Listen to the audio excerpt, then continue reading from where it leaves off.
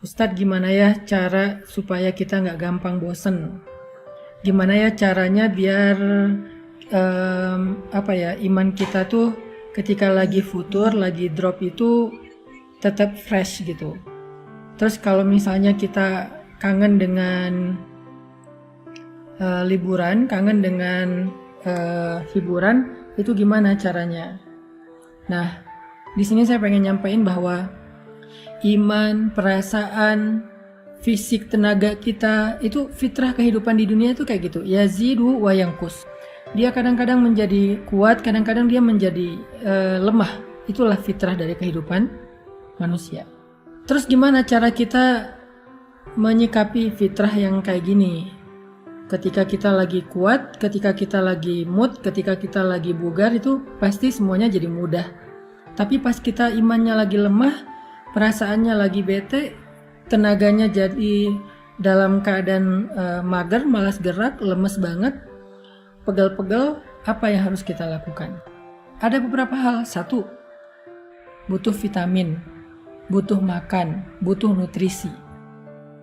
Kedua, kadang-kadang kita butuh terapi, kita butuh pijat, kita butuh spa, kita butuh relaksasi. Dan yang ketiga, kita butuh olahraga, gerak supaya endorfin kita bertambah sehingga kita jadi lebih fresh dan segar lagi. Itu adalah kondisi fisik kita. Dan ternyata kondisi iman kita tuh sama dengan kondisi fisik. Iman itu ketika lemah, dia itu butuh nutrisi. Ketika lemah, dia itu butuh vitamin. Ketika lemah, dia itu butuh makan. Nah, pertanyaannya apa nutrisi iman? Apa vitamin iman? Apa makanannya iman supaya dia kuat lagi?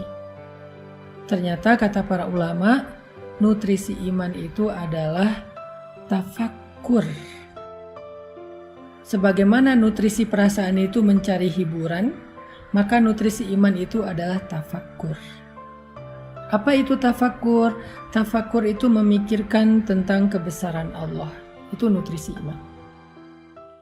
Inna fi khalqis samawati wal ardi wa ikhtilafil laili wan nahar wa ikhtilafil laili wan nahari la ayatin li ulil albab alladzina yadhkuruna Allaha qiyaman وعلى جنوبهم ويتفكرون في خلق السماوات والأرض ربنا ما خلقت هذا باطلا ربنا ما خلقت هذا باطلا سبحانك فقنا عذاب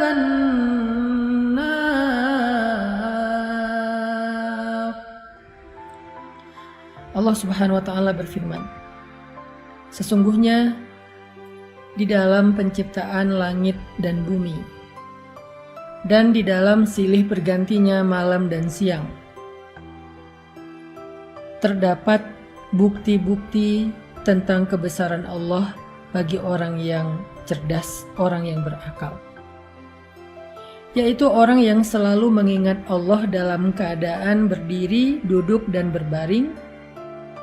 Dan mereka senantiasa memikirkan tentang kebesaran Allah dalam ciptaan-ciptaannya, seraya berkata, Maha Suci Tuhan kami, tidaklah Engkau menciptakan ini sia-sia, maka peliharalah kami dari azab api neraka. Di ayat ini tuh Allah lagi nyuruh kita untuk lebih sering tafakur. Wa yatafakkarun. Tafakur itu dari kata fikir. Fikir itu jadi bahasa Indonesia, pikir. Jadi nutrisi iman itu adalah mikir. Nutrisi iman itu adalah memikirkan, merenungkan, menghayati, menalar, memperhatikan kebesaran-kebesaran Allah di dalam ciptaannya. Bertafakur itu nggak butuh modal. Kita bisa keluar sebentar, ngelihat langit, di situ kita bisa tafakur. Kita bisa nonton Nat Geo tentang misalnya animal, tentang planet, tentang earth, tentang apa misalnya people atau apalah tentang kehidupan. Di situ kita bisa tafakur tentang betapa Allah itu agung banget ya, menciptakan segala sesuatu dengan sangat-sangat sempurna. Yang di dalamnya itu semuanya ada ayat, ada bukti. Bukti Allah Maha Pencipta, bukti Allah Maha Kuasa, bukti Allah Maha Mengatur, bukti Allah Maha Raja, bukti Allah yang Maha Memberi rezeki, memelihara. Di situ ada banyak bukti. Sehingga dengan kita merenungkan secara serius, kita mikir, insya Allah itu akan menjadi nutrisi dalam hati atau iman kita. Tafakur.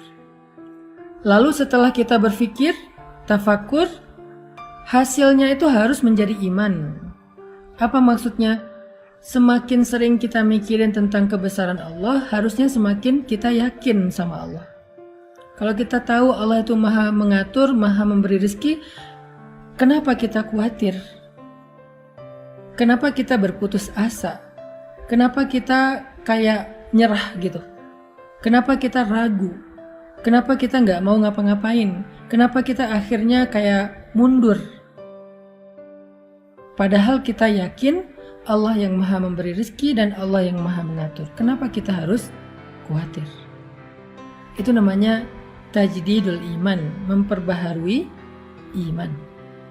Sehingga kalau kita dengan mudah bisa mentafakuri tentang bukti kehebatan seseorang di balik suatu produk, di balik suatu karya, harusnya kita bisa lebih mudah mengagumi Allah yang punya karya-karya yang maha besar di alam semesta. Karena kita udah ngelihat karya Allah, ciptaan Allah, kagum sama Allah, harusnya kita percaya.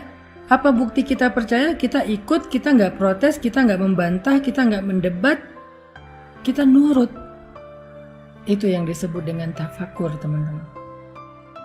Percaya sama Allah. Makin kuat kita percaya sama Allah, semakin kita berkurang rasa khawatirnya. Kalau ada rasa khawatir dan bingung, pasti ada ragu kepada Allah.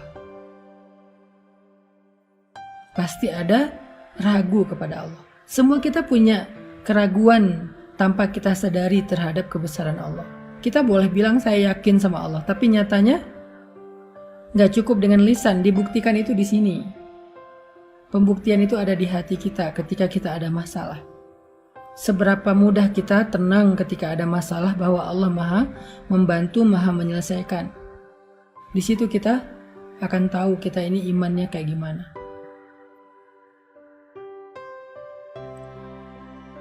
Sehingga keraguan itulah yang mengganggu kita. Keraguan itulah yang membuat kita gak nyaman. Keraguan itulah yang membuat kita mengeluh. Keraguan itulah yang membuat kita menyesal dengan satu kebaikan. Keraguan itulah yang membuat kita galau. Keraguan itulah yang membuat kita berputus asa. Sehingga salah satu cara untuk mengurangi keraguan kita, mengikis keraguan kita terhadap Allah adalah tafakur. Kekaguman, keyakinan, ketenangan.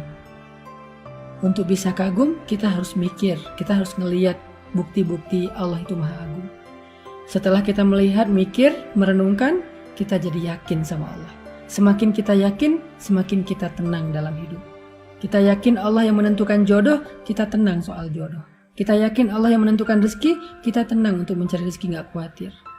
Kita tugasnya hanya ikhtiar yang halal, Allah yang menentukan. Kita yakin Allah yang Maha menyembuhkan, kita tenang melewati ujian sampai kita diberikan kesembuhan.